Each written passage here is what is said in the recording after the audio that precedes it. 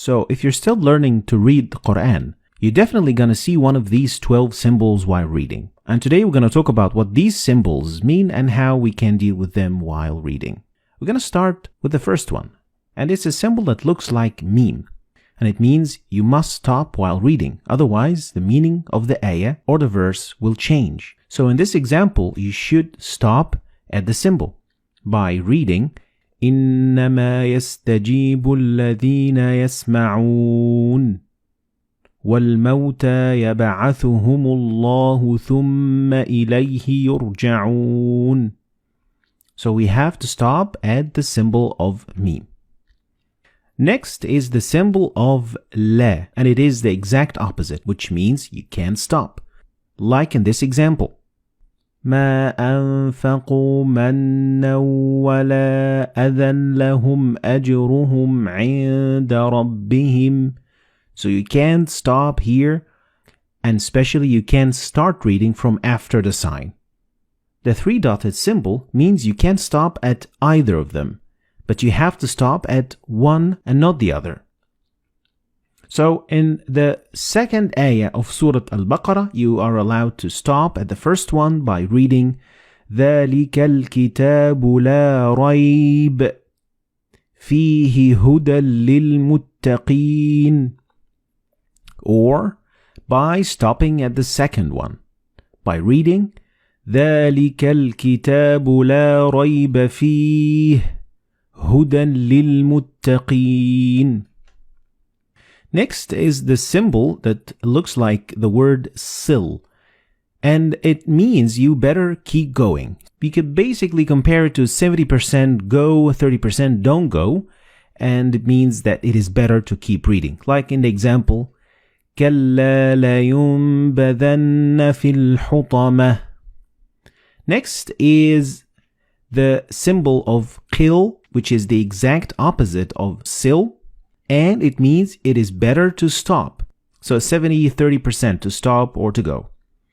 Like the example, وَأَيَّدْنَاهُ بِرُوحِ الْقُدُسِ أَفَكُلَّمَا جَاءَكُمْ رَسُولٌ.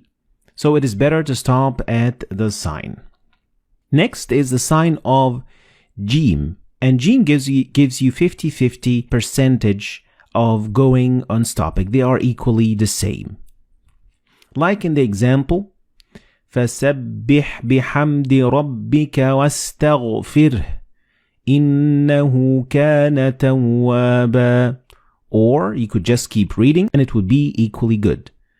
فَسَبِّحْ بِحَمْدِ رَبِّكَ وَاسْتَغْفِرْهُ إِنَّهُ كَانَ تَوَّابًا. Now let's talk about the other 6 symbols. And the first one is a symbol that means sujood or prostration. And in total there are 15 of this sign. And each time you see it and after you read the verse, you have to do sujood. So after reading the ayah, you will prostrate for God. Next, the sign that looks like meme looks a little bit different than the other meme. So make sure you can distinguish between them because they mean 2 different things. And this meme appears in the middle of the word. So the noon and ba, when they follow one another in the same word, you don't pronounce noon or ba, but you pronounce meme. Like in this example, you read كَلَّا لَيُنْبَذَنَّ فِي الْحُطَمَةِ. So the noon and ba, they will be assimilated together and you will pronounce them as meme. Next, this small sign that looks like alif, it is actually an alif and it is found so many times and it's used so many times in the Quran, and it means that this letter contains an alif of the long vowel. So you would read ثم استوى إلى السماء فسواهن سبع سماوات. So these symbols all mean that there is an alif right there. Next, the small sin means a small or a very little pause. Doesn't mean that you're going to have to stop and take a breath. No, it means that you're going to stop very momentarily for like half a second and then continue reading. And this example shows what I'm talking about. And you should read it like that. كلا بل ران على قلوبهم ما كانوا يكسبون. So it is a very short pause. Next is the sign of mad, and it is a very common sign in the Quran, and it means that you need to extend the pronunciation of alif to a little bit longer than usual. The last sign that we're going to talk about today is the sign of the end of the quarter of the chapter, or juz.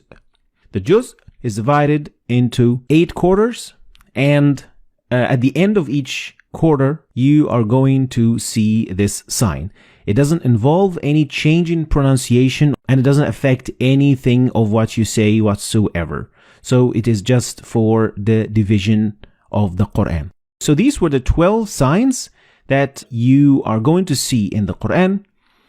And here I'm going to give a quick summary of what these signs mean.